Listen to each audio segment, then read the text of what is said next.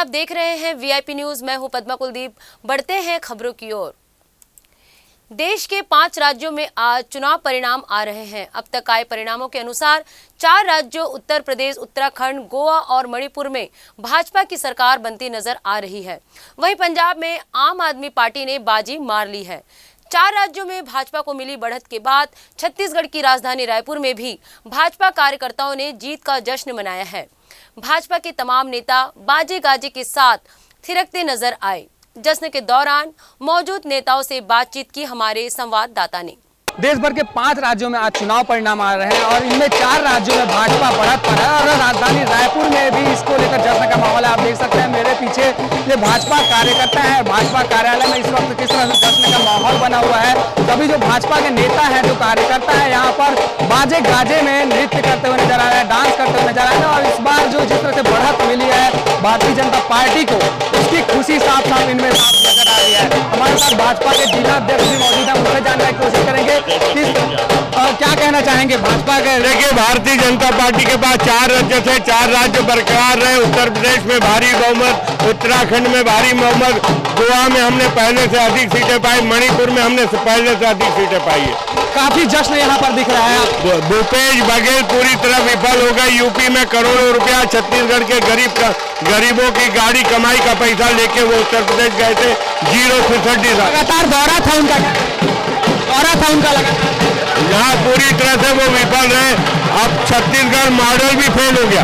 कुछ और भी नेता हैं यहाँ पर मौजूद हैं। आप देख सकते हैं यहाँ पर प्रदेश अध्यक्ष भी पहुंचे हुए हैं और प्रदेश अध्यक्ष को यहाँ पर जो भाजपा कार्यकर्ता हैं खुशी से उनका स्वागत करते हुए नजर आ रहे हैं। जिस तरह से भाजपा को जिस तरह से बढ़त मिल रही है, उस बढ़त का सीधा सीधा ये देखा जा सकता है कि इस बार जो भाजपा को जीत मिली है उसका ये नतीजा है कि इस बार जो प्रदेश अध्यक्ष यहाँ पर पहुंचे हैं उनको जिस तरह से स्वागत देखा जा रहा है। भारतीय जनता पार्टी के लिए बहुत खुशी का दिन है। आज होली और दीपावली एक साथ भारतीय जनता पार्टी के कार्यकर्ता मना रहे हैं।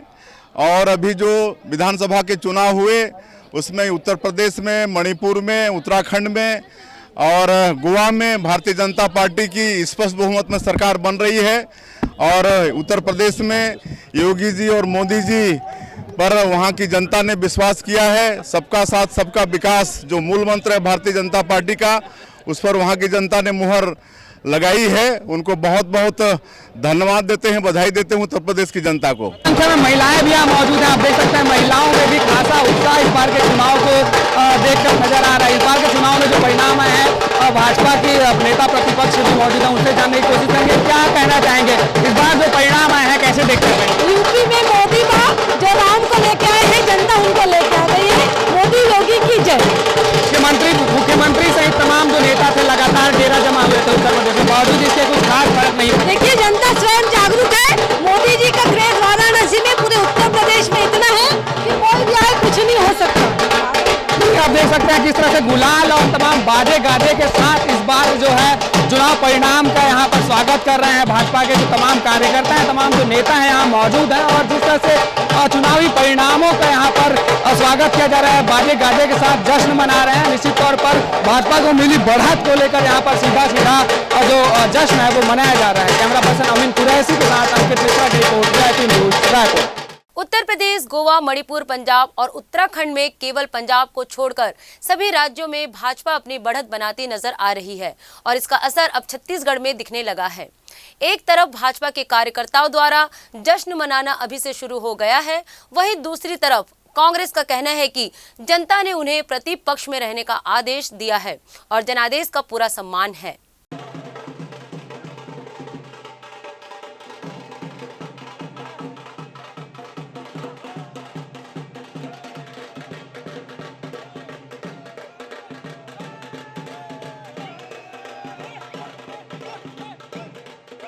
पहली बार उत्तर प्रदेश में सभी सीटों पे कांग्रेस लड़ी है। ये बहुत बड़ा निर्णय था और जहां पर हमारे ग्रास लेवल पे वर्कर नहीं थे, उस सभी जगहों में वर्कर तैयार हो गए। हमारा वोट ऑफ परसेंटेज बढ़ रहा है। बहुत अच्छा साइनिंग है। जनादेश का सम्मान है। जनता ने कांग्रेस पार्टी को खारिज नहीं किया है। जनता ने कांग्रेस को प्रतिपक्ष में रहने का आदेश दिया है। जनादेश का सम्मान है और एक सजग और रचनात्मक विपक्ष की भूमिका कांग्रेस पार्टी इन 5 राज्यों में निभाएगी। उत्तर प्रदेश में संगठनात्मक रूप से हम मजबूत हुए हैं। पंजाब में निश्चित तौर पर हमारी सरकार के खिलाफ में एंटी इनकम्बेंसी थी। गोवा, मणिपुर, उत्तराखंड में हमें भरोसा था कि हम सरकार में आएंगे, लेकिन कहीं न कहीं थोड़ी बहुत चूक हुई है। हम संगठनात्मक रूप से अपने आप को और मजबूत करेंगे। आने वाला कल हमारा। देश के 5 राज्यों में आज चुनाव परिणाम आ रहे हैं। इनमें 4 राज्यों में भाजपा की बढ़त दिख रही है, तो वहीं पंजाब में आम आदमी पार्टी बाजी मार रही है। बता दें कि 1 साल बाद छत्तीसगढ़ में भी चुनाव होने हैं। इससे पहले आए इन नतीजों का असर प्रदेश के चुनाव पर पड़ सकता है या नहीं, इन तमाम विषयों को लेकर राजनीतिक विश्लेषक डॉक्टर अजय चंद्राकर क्या कह रहे हैं, देखिए खास बातचीत। देश भर में 5 राज्यों के चुनाव परिणाम आज आ रहे हैं। उत्तर प्रदेश, उत्तराखंड, गोवा और मणिपुर में इन 4 राज्यों में भाजपा की बढ़त दिख रही है, तो वहीं पंजाब में आम आदमी पार्टी बाजी मारती नजर आ रही है। हमारे साथ दुर्गा कॉलेज के प्रोफेसर और राजनीतिक विश्लेषक डॉक्टर अजय चंद्राकर जी मौजूद हैं। उनसे जानना चाहेंगे किस तरह की स्थिति आपको दिख रही है, जिस तरह से जो रुझान अब तक सामने आ रहे हैं, क्या कहना है, क्या कहना है? बिल्कुल, गोवा में बीजेपी की सरकार थी, वहाँ की सरकार बढ़िया परफॉर्मेंस की है, तभी वहाँ की जनता इलेक्ट की है। यही बात मणिपुर में भी, गोवा में भी। अब रही बात पंजाब की, तो पंजाब में जो सिचुएशन गठबंधन बीजेपी का शिरोमणि अकाली दल के साथ था वो टूटा, और कुछ वहाँ नाराज़गी थी किसान आंदोलन के कारण, तो उनका फ़ायदा निश्चित रूप से और कांग्रेस के में कला तो आप पार्टी को मिली है। रही सवाल उत्तर प्रदेश का, तो उत्तर प्रदेश में यह तो मानना पड़ेगा कि मोदी जी की सुनामी है, उसके नेतृत्व को वहाँ की जनता स्वीकार किए। जो खास तौर से खाद्य सुरक्षा से संबंधित विषय के ऊपर वो निर्णय लेकर के आगे बढ़ाते गए, लाभार्थी जो वर्ग बने वो मोदी जी के साथ खड़े रहे। और 5 साल विरोधी पार्टी शांत बैठी रही और 3 महीने के लिए सक्रिय हुई है, इससे जनता परिचित हो गई और उनको वो स्वीकार नहीं की। ये कहना चाहेंगे 1 साल बाद छत्तीसगढ़ में भी चुनाव होने हैं। अब जिन राज्यों में जिस तरह के परिणाम आ रहे हैं, क्या लगता है इस बार छत्तीसगढ़ में किस तरह की स्थिति देखने को मिलेगी? छत्तीसगढ़ की सिचुएशन अलग है। कल ही छत्तीसगढ़ का जो बजट आया है, और अभी बहुत जल्दबाजी होगी छत्तीसगढ़ के मसले के ऊपर कहना। बीजेपी अगर अपने संगठन को मजबूत करती है या ईमानदारी से वो नया नेतृत्व अगर छत्तीसगढ़ में देती है, तो निश्चित रूप से अगर नेतृत्व परिवर्तन करके बीजेपी अगर फाइट करती है तो ज़्यादा अच्छा परफॉर्म करेगी। आखिरी सवाल सर कि पंजाब में आम आदमी पार्टी इस बार अच्छा खासा सीट लेकर आई है, क्या लगता है तीसरी विकल्प के रूप में देश में स्थापित होने वाली है आम आदमी पार्टी? जी नहीं, अभी बहुत जल्दबाजी होगी। लेकिन आप जिस तरह से पंजाब, हमें यह याद रखना चाहिए कि बहुत सारे सांसद पंजाब में थे, आप पार्टी के थे, तो वो वहाँ पर बढ़िया काम किए। खासतौर से किसान आंदोलन के समय आप पार्टी दिल्ली में जिस तरह से किसानों के लिए भिड़ी हुई थी, उनको जगह दे रही थी या खाद्य सामग्री पहुँचा रही थी या न्यूनतम आवश्यकताएं और ले जा रही थी, तो इनका प्लस पॉइंट गया है। तो ये थे हमारे साथ डॉक्टर अजय चंद्राकर जी, दुर्गा कॉलेज में राजनीतिक विश्लेषक भी हैं और कई जगहों पर राजनीतिक विश्लेषक की भूमिका भी अदा करते हैं, जो कि अब आज जो परिणाम आ रहे हैं उनको लेकर अपनी प्रतिक्रिया दी है। कैमरा पर्सन अमीन कुरैशी के साथ अंकित मिश्रा की report, VIP news, Raipur. BJP को विधानसभा चुनाव में उत्तर प्रदेश, उत्तराखंड, मणिपुर और गोवा में जीत हासिल हो रही है। इस जीत की खुशी दुर्ग में भी देखने को मिली है। इस दौरान राज्यसभा सांसद सरोज पांडे कार्यालय पहुंची और कार्यकर्ताओं ने उनका भव्य स्वागत किया और मिठाई खिलाकर ऐतिहासिक जीत की बधाई दी।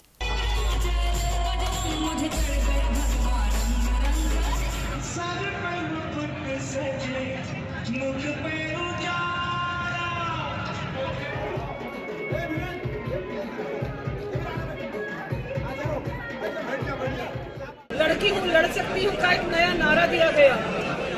भारत की संस्कृति में बिटिया लड़की नहीं है, बिटिया तो कानून की शोभा होती है।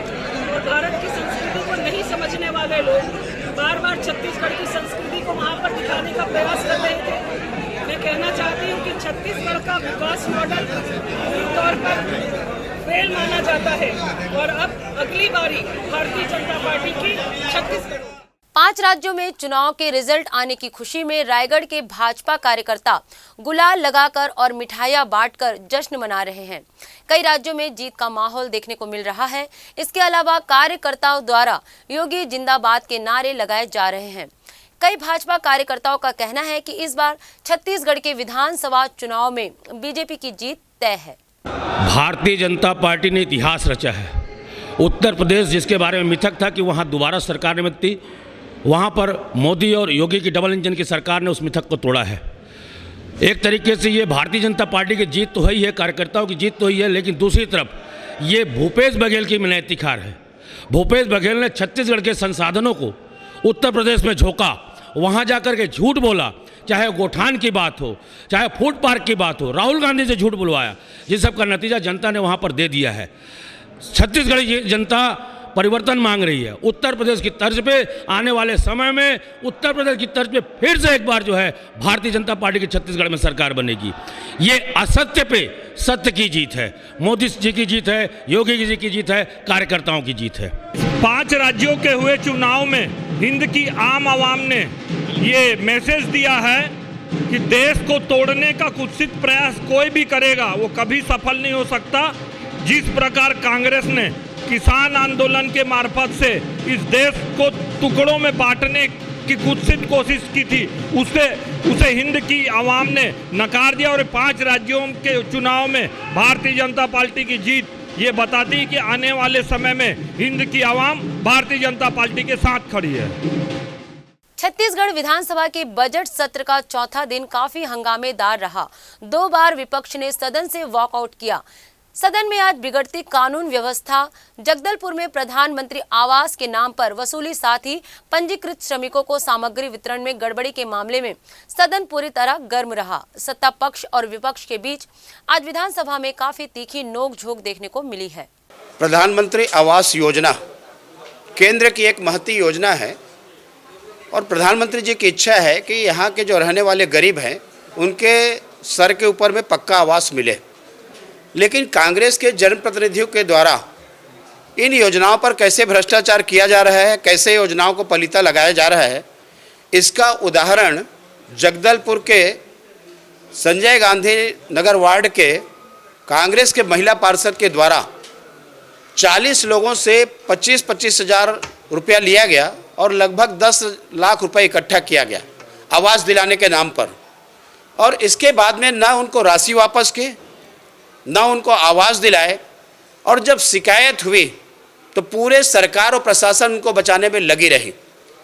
वहाँ पर 19 दिन का धरना हुआ। बीजेपी के जनप्रतिनिधि भी गए और महामहिम के यहाँ आकर के ज्ञापन दिए। जब विधानसभा में प्रश्न लगा तब उनके ऊपर में FIR हुआ और उसके खिलाफ में कोर्ट के द्वारा उनको पुलिस के द्वारा गिरफ्तार की गई, कोर्ट में पेश किया गया और उसके बाद में उनके बेल को रिजेक्ट किया गया। ये एक छत्तीसगढ़ में एक अकेला उदाहरण नहीं है, अनेक ऐसे मामले हैं कि केंद्रीय योजनाओं को कैसे यहाँ पर पलीता लगाने का काम किया जाता है। और कांग्रेस के यदि जनप्रतिनिधि ही उसमें संलग्न हो तो इस छत्तीसगढ़ में भगवान मालिक है उस योजना का क्या होगा। और बदले की जो भावना बोलते हैं, वो पार्षद तो अभी तक जेल नहीं गई, अस्पताल में उसको रखे हुए हैं, लेकिन 5 भारतीय जनता पार्टी के कार्यकर्ताओं को उनके खिलाफ में जो FIR पुराना हुए थे, बदला लेने की नीयत से उनकी गिरफ्तारी हुई, उनको जेल भेज दिया गया। ये सरकार की नीति है। और जो भारतीय जनता पार्टी के कार्यकर्ताओं को जो जेल भेजा गया, मंत्री के उत्तर नहीं आने से असंतुष्ट होकर के हमने सदन से बहिर्गमन किया। और कांग्रेस के यहाँ पर जो भ्रष्टाचार की हम बात करते हैं, ये बात आज प्रमाणित हो रही है कि उनके जनप्रतिनिधि कितना करप्शन में लगे हुए हैं, ये इसका उदाहरण है। अगर छत्तीसगढ़ में 22 लाख किसानों को से 2500 रुपये में धान खरीदा जा रहा है, तो छत्तीसगढ़ के 40 लाख मजदूरों का जो 600 करोड़ रुपए से ज़्यादा सरकार के पास में जमा है, उस पैसे का सरकार ब्याज खा रही है। कोरोना के काल में भी पूरे देश की सरकारों ने, पूरे प्रदेश की सरकारों ने मजदूरों के खाते में पैसा डाला, परंतु छत्तीसगढ़ की सरकार ने खाली 6 करोड़ उसमें से खर्च किया है और बाकी पैसा खर्च नहीं किया है। भारतीय जनता पार्टी की सरकार के समय पर मजदूरों के लिए जो 32 प्रकार की योजनाएं चलती थी, उन योजनाओं को बंद कर दिया। मिनी माता के नाम से लड़कियों की शादी के लिए 20,000 रुपये दिया जाता था, उसको बंद कर दिया। और आज ये सरकार छत्तीसगढ़ का, कल माननीय मुख्यमंत्री जी कह रहे थे कि ये सरकार श्रम का सम्मान करने वाली सरकार है और श्रमिकों के कार्ड नहीं बन रहे हैं, श्रमिकों को साइकिल नहीं मिल रही है, श्रमिक महिलाओं को सिलाई मशीन नहीं मिल रही है, उनको औजार नहीं मिल रहे हैं, उनको इलाज के लिए पैसा नहीं मिल रहा है, बच्चों को पढ़ाने के लिए छात्रवृत्ति नहीं मिल रही है। और ये सरकार श्रमिकों का पैसा खाने वाली सरकार है और ये पैसा सरकार का नहीं है, ये पैसा निर्माणी मजदूरों के से लिया जा रहा है, उनके नियोक्ताओं से लिया जा रहा है। और सरकार के खाते में पिछले 3 साल में 600 करोड़ में से 36 करोड़ रुपए भी खर्च नहीं किया है। ये बहुत दुर्भाग्यजनक है और ये सरकार खाली पैसा खाने का काम कर रही है और मजदूरों को शोषण कर रही है। स्थगन प्रस्ताव के माध्यम से छत्तीसगढ़ की कानून व्यवस्था के ऊपर में चर्चा हुई। छत्तीसगढ़ अपराध का गढ़ बनता जा रहा है, छत्तीसगढ़ में शराब माफिया काम कर रहा है, छत्तीसगढ़ की जो नई पीढ़ी है वो नशे के आगोश में डूब रही है। यहाँ पर आसानी से गांजा मिलता है, अफीम मिलता है, ड्रग्स मिलता है, कोकीन मिलता है। हम पहले सुनते थे कि ड्रग्स के इंजेक्शन लगाए जाते हैं बम्बई में, अब छत्तीसगढ़ में ड्रग्स के इंजेक्शन नौजवान लगा रहे हैं। देखिए, विपक्ष के पास न कोई मुद्दा है न कोई एजेंडा है, ये खाली आरोप लगाने के अलावा दूसरा कोई काम नहीं है। हमारी सरकार जो है श्रम विभाग में अच्छा काम कर रही है और आपने देखा होगा कोविड के समय में 7 लाख से ज़्यादा श्रमिक आए थे अन्य प्रदेश से। हम लोग तो सोचे थे 1-2 लाख होगा, लेकिन जब वापस आए अकस्मात लॉकडाउन करने के बाद तो 7 लाख से ज़्यादा उन लोगों की सारी व्यवस्थाएं हमारे श्रम विभाग ने और अन्य विभागों ने मिलकर की है। हम लोगों ने उनके सारी व्यवस्थाएं सरकार ने की थी, खाने पीने की व्यवस्था, रुकने की व्यवस्था, उनके इलाज की व्यवस्था, उनको रोजगार का अवसर यहाँ स्थानीय उद्योगों में कैसे मिले, इनकी सारी व्यवस्था हम लोगों ने की थी। हमारे कलेक्टरों को निर्देश दिया गया था कि वो इनके काम का मैपिंग कर लें, वर्क मैपिंग कर लें, कौन किस काम में माहिर है और उस अनुरूप उनको रोजगार का अवसर उपलब्ध कराया गया। विधानसभा के प्रश्नकाल में महिला विधायक छन्नी साहू का मामला गरमाया। इसके साथ ही विधानसभा में बीजेपी ने कानून व्यवस्था को लेकर काम रोको प्रस्ताव लाया। विधानसभा की सभी कार्यवाही रोककर चर्चा कराने की मांग की। बीजेपी का आरोप राज्य की कानून व्यवस्था पूरी तरह से ठप है। वहीं इस पर गृह मंत्री ताम्रध्वज साहू ने कहा, प्रदेश में कानून का राज है। आज छन्नी साहू जी के द्वारा जो हमारे सम्मान्य सत्ता पक्ष के विधायक हैं, अपनी बात को विधानसभा में रखी गई और जिस प्रकार से वो रखते समय उनके आंख से आंसू निकल रहे थे। वास्तविक वे एक महिला जनप्रतिनिधि जिनके पति ने रेत ठेकेदार के ऊपर जो उंगली उठाने का काम किया, आज सरकार को अपने जनप्रतिनिधि से ज़्यादा जो प्रिय है वो माफिया है, चाहे वो भू माफिया हो, सैंड माफिया हो, आपके शराब माफिया हो। और ऐसे लोगों के कहने पर यदि विधायकों के ऊपर में एफआईआर हो, यदि उनके परिवार के ऊपर में एफआईआर हो और यदि वो जनप्रतिनिधि यहाँ आए तो विधानसभा आने से यदि कलेक्टर और एसपी के द्वारा उनको रोका जाए, मैं समझता हूँ कि अपने आप में महत्वपूर्ण मामला है। यदि विधायक सुरक्षित नहीं है और वो भी सत्ता पक्ष के विधायक सुरक्षित नहीं है तो प्रदेश की जनता और महिला कैसे सुरक्षित होगी, ये प्रश्न चिन्ह लगा है। न केवल वो बल्कि प्रमोद शर्मा जो बलौदाबाजार के विधायक है, उनके ऊपर में भी एट्रोसिटी एक्ट लगाया गया। वो भी एक उद्योगपति के इशारे पर उनके खिलाफ में ये जो मामला बनाया गया है, अध्यक्ष जी ने इस मामले की तहकीकात करने की और कल सदन की कार्रवाई समाप्त होने के पहले उसको जानकारी देने का अध्यक्ष जी ने निर्देशित किया है गृह मंत्री को।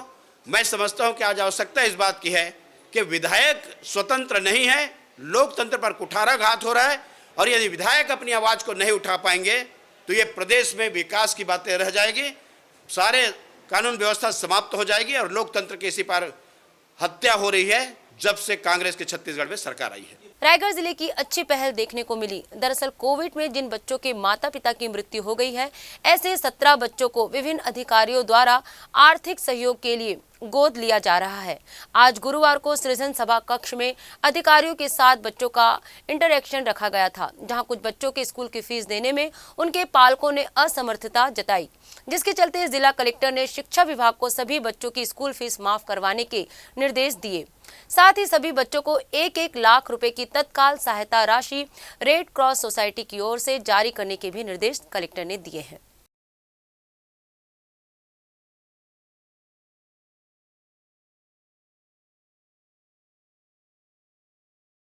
देखिए, इस कोविड में बहुत सारे लोगों की मृत्यु हुई, उसमें कुछ ऐसे बच्चे थे जिनके दोनों माता पिता दोनों की मृत्यु हुई। तो आज उनमें से एक भी माता पिता में से ध्यान रखने के लिए कोई भी जिंदा नहीं है। तो ऐसे में हमारा फ़र्ज़ बनता है कि उन बच्चों का ध्यान रखें। तो इसी परिप्रेक्ष्य में आज उनको बुलाया गया था, ये जानने के लिए कि उनका ध्यान कौन रख रहा है, पहली बात तो, और क्या वो सक्षम है ध्यान रखने में, क्या उनके खुद ऐसी इतनी इनकम है कि अपने बच्चों के साथ साथ इनका भी ध्यान रख पाएँ। एक प्रैक्टिकल प्रॉब्लम है ये। तो साथ में इन बच्चों के लिए पहले ये प्लान बनाया था हमने कि गोद लिया जाएगा, एक अधिकारी या कोई और भी लेना चाहे तो मैं भी एक गोद ले रहा हूँ, जैसे सीओ जिला पंचायत, सभी लोग एक गोद लेने की इच्छा कभी लोगों ने दिखाई थी। तो गोद लेने के बाद सबको हमने बोला कि 10-10 हज़ार रुपये तत्काल उनको दे देंगे, ताकि उनका जो ड्रेसेज वगैरह है, पढ़ाई की कुछ सामग्री है, खेलने के लिए कुछ है, वो सब दिया जा सके और उनके जो भी उनके अभिभावक उनका ध्यान रख रहे हैं उनकी थोड़ी आर्थिक सहायता हो जाए। और लेकिन अभी जिस स्थिति में देखा है मैंने, ज़्यादातर जो ध्यान रख रहे हैं इनके, उन लोग खुद ही ऐसी स्थिति में हैं कि अपने बच्चों का ध्यान रखने की स्थिति में भी नहीं है। तो ऐसे में मैंने ये निर्णय लिया है कि रेड क्रॉस से उन सभी को हम 1-1 लाख रुपए दिया जाएगा, ताकि जो अभिभावक हैं उनका अच्छे से ध्यान रख सकें। और तत्काल रूप से जो एकदम से, जैसे एक बच्चे ने तो पढ़ाई भी छोड़ दिया था, तो ऐसा कोई नुकसान बच्चों को ना उठाना पड़े और उनके लिए जो भी व्यवस्था हो। साथ में कुछ लोगों का ऐसा भी है, फीस भी माफ़ नहीं हुआ है, उनका फ़ीस माफ़ करवाया जाएगा। और कुछ किसी का मान लो राशन कार्ड की ज़रूरत है तो वो भी बनाया जाएगा। मेरा नाम आराधना भगत है, मैं जसपुर की निवासी, जसपुर जिले की निवासी हूँ। और मेरे जो भांजे हैं उसका नाम आयुष सिंह सिदार है, उसके मम्मी पापा दोनों डेथ कर गए हैं। तो अभी यहाँ पे कलेक्टर साहब बुलाए हुए थे, तो वहाँ पे हर चीज़ का सहायता देंगे बोले हैं।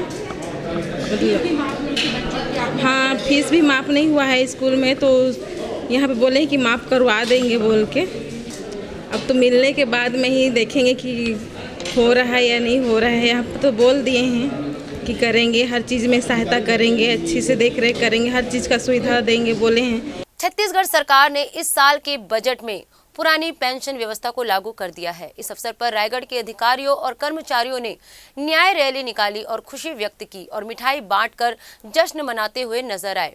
साथ ही कर्मचारियों ने सरकार से 2 और मांगों पर विचार करने को कहा है।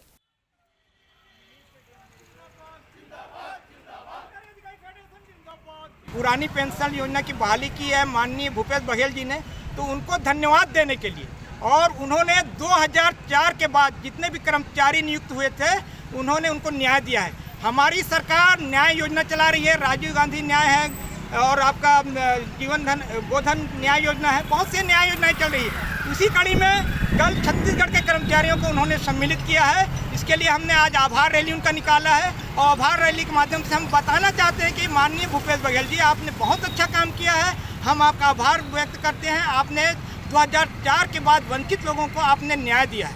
उसी के साथ साथ हमारा एक न्यायिक मांग भी इसमें हमने शामिल रखा है आज कि आपने ये अच्छा काम तो किया, लेकिन 14 सूत्री में हमारी 2 बहुत मांगे महत्वपूर्ण हैं, जिसके लिए पूरे प्रदेश में हम लोगों ने आंदोलन भी किया था। एक है 31% महंगाई भत्ता हमको चाहिए।